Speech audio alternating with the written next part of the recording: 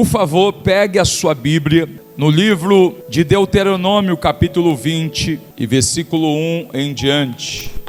Diz assim a palavra de Deus: quando saírem para lutar contra os seus inimigos e enfrentarem cavalos e carros e um exército maior que o seu, não tenham medo. O Senhor, seu Deus, que os tirou da terra do Egito, está com vocês. Quando se prepararem para a batalha, o sacerdote virá à frente e falará aos soldados.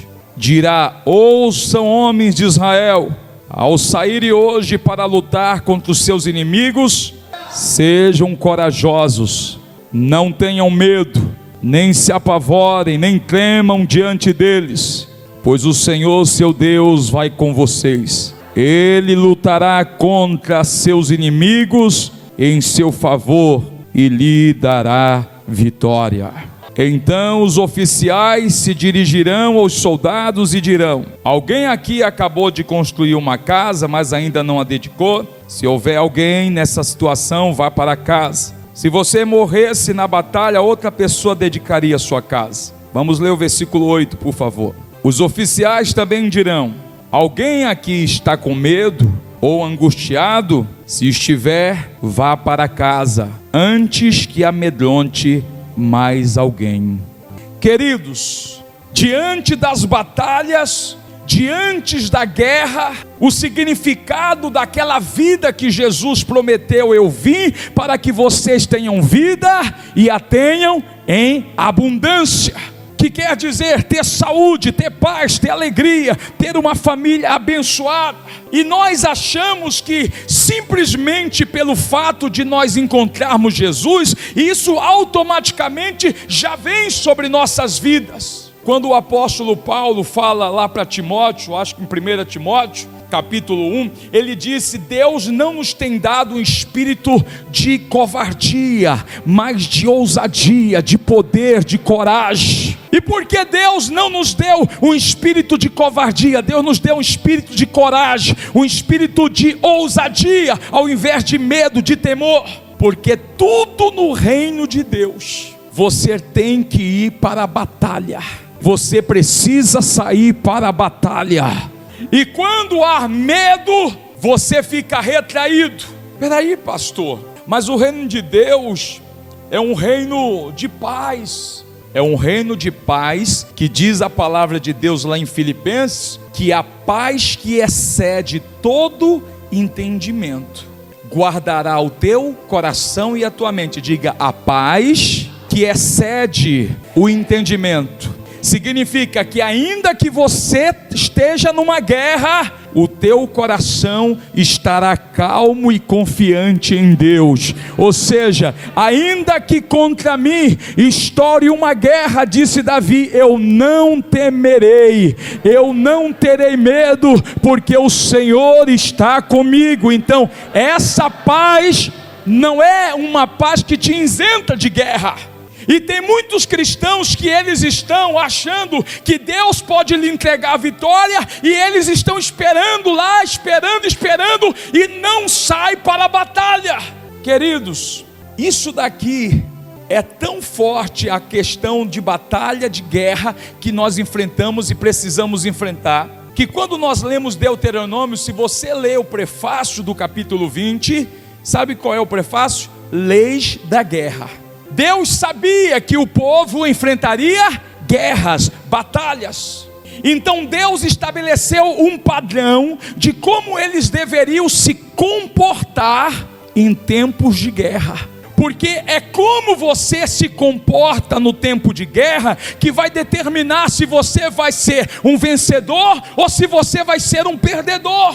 Lembra que o texto bíblico fala lá no livro de 2 Samuel, quando Davi ele vai chorar pela morte de Absalão, E o que é que diz, salvo engano, no capítulo 19, o que é que chega lá e disse Joabe para Davi: tu estás transformando a vitória do Senhor em luto, e enquanto tu estás lá dentro do quarto chorando, tu estás desfalecendo a vida dos soldados que estão lá fora te esperando, ó rei. Então eu te digo, te levanta, disse ele, te levanta, para que tu não tenhas um prejuízo ainda maior no teu reinado.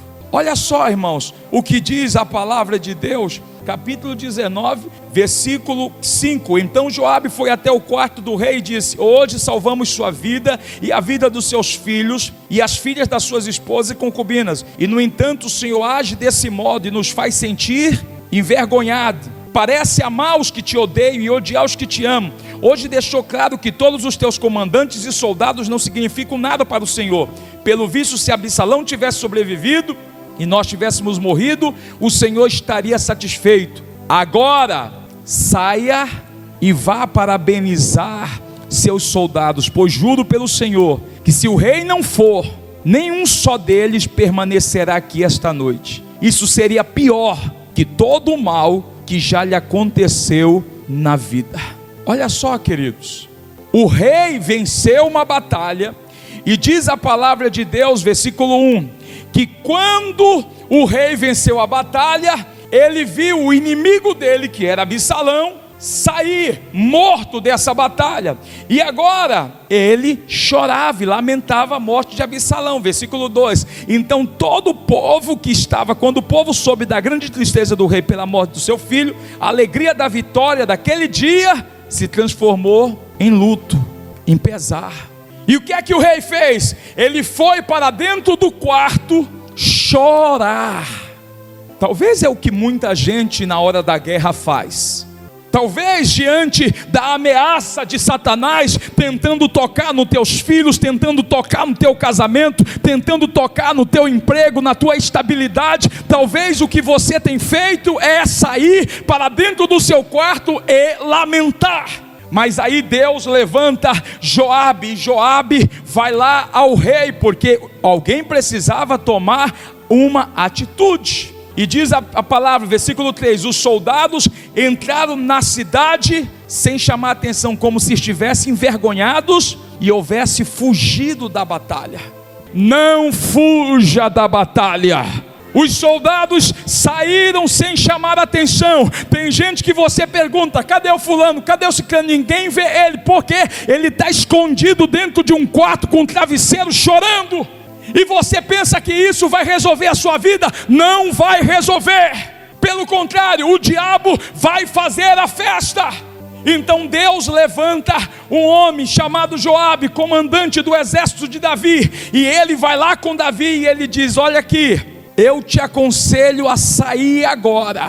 Versículo 7, eu te aconselho a sair agora, porque se você não for lá animar os soldados, encorajar teus soldados, eu juro pelo Senhor que se tu não fores, nenhum só deles permanecerá contigo esta noite, e para ti seria pior do que todas as desgraças. Ficar no quarto chorando não traz vitória, traz ainda mais desgraça.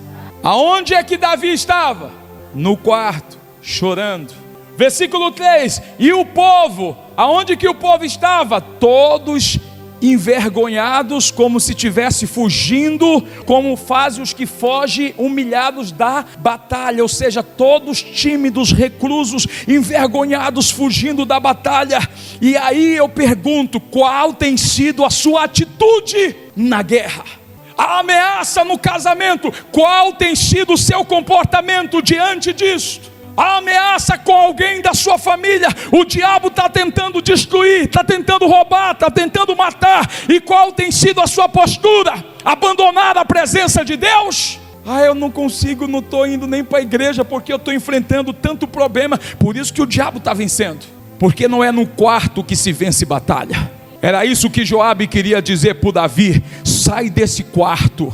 Versículo 7, sai desse quarto, porque se você não sair desse quarto, o fato de você estar nesse quarto vai produzir na sua vida uma desgraça pior do que já teve em toda a tua juventude. O versículo 8 diz que então Davi ouviu o conselho e o rei levantou-se e sentou-se junto à porta. Quando o exército soube que o rei estava sentado junto à porta, todos os soldados juntaram-se a ele. Enquanto isso, os israelitas fugiam para casa. Deus só mobiliza os soldados quando eu me apresento para a batalha. Oh, Deus envia anjos. Deus vai dizer: saia do seu quarto e se coloque na posição de guerra, que eu vou mandar um exército para lutar por você. Se você não se posiciona, não tem exército. Não tem exército. Quando o rei levantou-se e sentou-se junto à porta da cidade, se levante, saia daquele quarto de ficar lamentando, choramingando, e vá para a linha de frente, onde Deus quer que você esteja, lutando pela tua família, pelo que você julga importante. O Davi faz isso. E nas leis da guerra, eu estou dando aqui um exemplo de Davi, porque ele tem que praticar as leis da guerra. Vamos lá em Deuteronômio 20. Eu vou falar só de 3 pontos rapidamente, para que você entenda o quanto Deus está nos aconselhando sobre como nos comportarmos diante de uma eminente guerra que nós vamos enfrentar todos os dias. Todos os dias. E a primeira coisa que Deus define aqui, o que é que ele diz? Vamos lá, versículo 1. Quando saírem para lutar contra seus inimigos e enfrentarem cavalos e carros e um exército maior que o seu. Olha o que Deus está destacando. Não atente para o tamanho do exército inimigo. Não atente para o tamanho do problema. Não olhe para os níveis de armas e de pessoas que o inimigo possa estar usando contra você ou contra a sua família. Deus disse: não olhe para o tamanho, para o poderio, para as armas deles. Mas o que é que Deus disse? Não tenha medo. E aí por que Deus está dizendo? O Senhor seu Deus, que te tirou da terra do Egito, Ele está com você. Ainda que você olhe e diga: é impossível, aqueles que se levantam contra mim, o diabo, ou alguém que se o diabo está usando, é guerra que está se levantando no meu trabalho, que está se levantando contra a minha família, é o tráfico, é isso, é desgraça. Olhe para quem está com você. Não subestime Deus.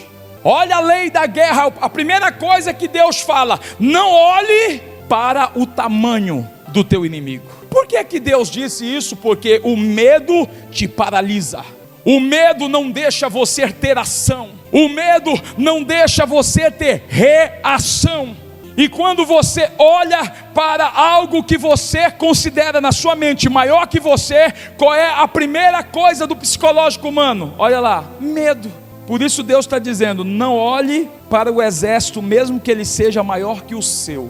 Lá no Salmo 20, versículo 7, o salmista, quando ora a Deus, ele diz: alguns povos confiam em carros de guerra, outros em cavalos, mas nós confiamos no nome do Senhor, o nosso Deus. E qual é a consequência do versículo 8? Diz: eles, olha o que diz: tais nações perdem as forças e caem, mas nós nos levantamos e permanecemos firmes.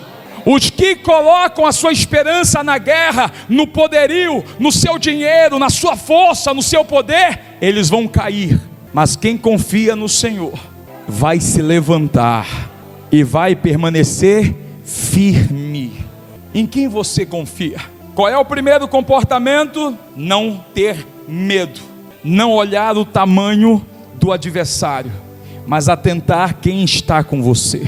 Não importa o tamanho. Em Deuteronômio capítulo 32, versículo 30, diz a palavra de Deus: como poderia uma só pessoa perseguir 1000 deles, e 2 pessoas fazer 10.000 fugirem? A não ser que sua rocha o estivesse vendido, a não ser que o Senhor o estivesse entregado. Quando Deus está conosco, você pode ser uma só pessoa, mas Deus disse que você vai perseguir 1000.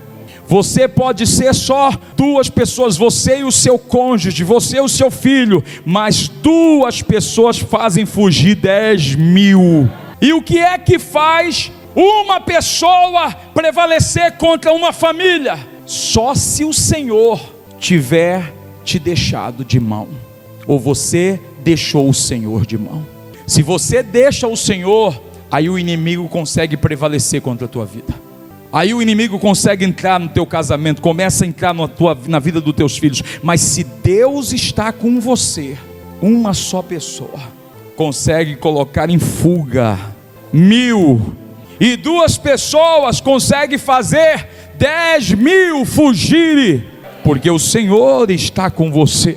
Primeira lei da guerra, volta lá no 20, que Deus está estabelecendo aqui: não olhe para o tamanho. Lembre-se, eu estou com vocês. Deus está com você, e Deus é maior que qualquer exército. Deus é maior do que qualquer obra maligna, diga aleluia. Número 2, quando se preparar para a batalha, o sacerdote virá à frente e falará aos soldados. Versículo 3: e dirá: ouça, homem de Israel, ao saírem hoje para lutar contra os seus inimigos, sejam corajosos, não tenham medo, nem se apavorem, nem tremam diante deles, pois o Senhor seu Deus vai com vocês. Ele lutará contra os seus inimigos em seu favor e lhes dará a vitória. Espera aí, pastor, volto 2, antes de eu sair, o que é que Deus está dizendo? Segunda coisa na lei da guerra. A segunda coisa que Deus está dizendo aqui na lei da guerra é: declare, tome posição, tome a frente e declare a sua vitória. Olha o que Deus está dizendo: quando se prepararem para a batalha, o sacerdote virá à frente. Você é o sacerdote da sua casa. Nós somos, diz a palavra, reino sacerdotal. Nós somos o reino de sacerdotes do nosso Deus. E Ele está dizendo: você deve tomar a frente. Você deve tomar posição. E ao tomar posição, você deve gritar. O que é que você deve, versículo 13, o que é que você deve gritar? O que é que você deve dizer? Ao sair hoje para lutar contra os seus inimigos, ou contra os meus inimigos, Ele está dizendo: sejam corajosos, não tenham medo, nem se apavorem e nem tremam diante deles. Agora, olha a declaração primordial, versículo 4, que Deus manda a gente tomar a frente e fazer: pois o Senhor seu Deus vai com vocês, Ele lutará contra os seus inimigos em seu favor e lhes dará a vitória. O que é que eu devo fazer? Quando eu estou me preparando ou indo para uma guerra, uma batalha, em favor de algo que eu julgo importante, Deus disse: então tome posição, não tenham medo, não se apavorem, sejam corajosos, pois o Senhor estará com você. Então você vai declarar: pois o Senhor está comigo, pois o Senhor está comigo. O meu Deus lutará por mim contra os meus adversários, e Ele me dará a vitória. Você sabe qual é a principal causa de derrota na vida de muitos cristãos? É que eles só querem sair para lutar quando o inimigo já atacou. É que eles só querem profetizar vitória quando o diabo já atacou o casamento, a família, já atacou as áreas da sua vida. Aqui Deus falou no versículo 2, quando vocês estiverem se preparando, quando se prepararem para a batalha. É na preparação que você tem que encher os teus pulmões, encher a tua boca de palavras para declarar o que Deus vai fazer. É na tua preparação que você tem que tomar posição e não ter medo diante das afrontas do inimigo. Diga glória a Jesus. Quando nós lemos a palavra que nós lemos ainda há pouco de 2 Timóteo 1,7, Deus não nos tem dado um espírito que produz medo e covardia, mas Deus nos dá poder, amor e autocontrole. Ou seja, Deus nos dá um espírito de coragem, de poder, um espírito de coragem. Isaías 41,6 diz a palavra de Deus, Isaías 41,6, cada um encoraja seu amigo, dizendo: seja forte. As suas palavras não podem ser palavras de fracasso. Se você está se preparando para a batalha, você tem que sair da sua casa decidido. Você tem que sair para resolver um problema decidido. Você tem que sair para a igreja na quarta-feira, no domingo, decidido.